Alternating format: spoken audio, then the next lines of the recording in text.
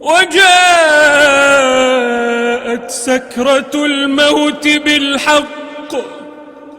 ذلك ما كنت منه تحيد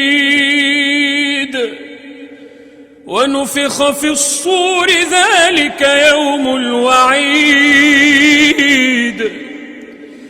وجاءت كل نفس معها سائق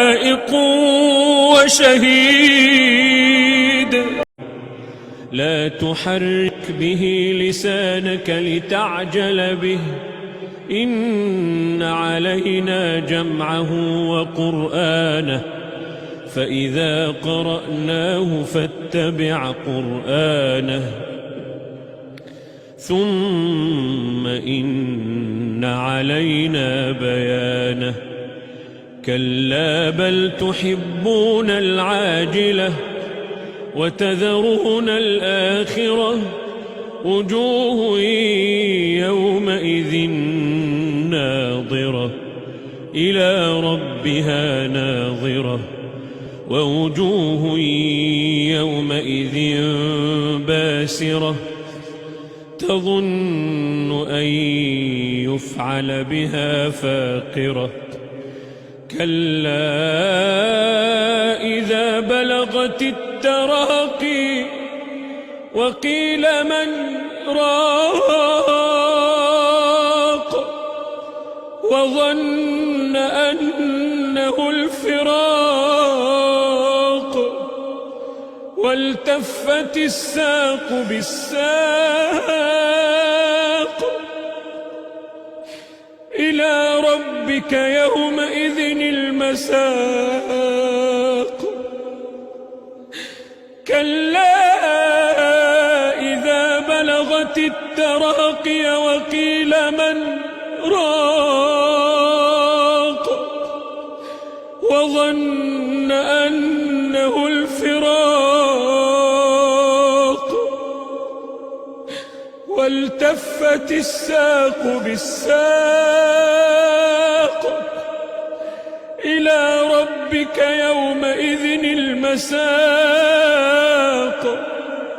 فلا صدق ولا صلى ولكن كذب وتولى ثم ذهب إلى أهله يتمطى أولى لك فأولى ثم أولى لك فأولى أيحسب الإنسان أن يترك سدى أيحسب الإنسان أن يترك سدى ألم يك نطفة من مني يمنى ثم كان علقة فخلق فسوى فجعل منه الزوجين الذكر والأنثى أليس ذلك بقادر على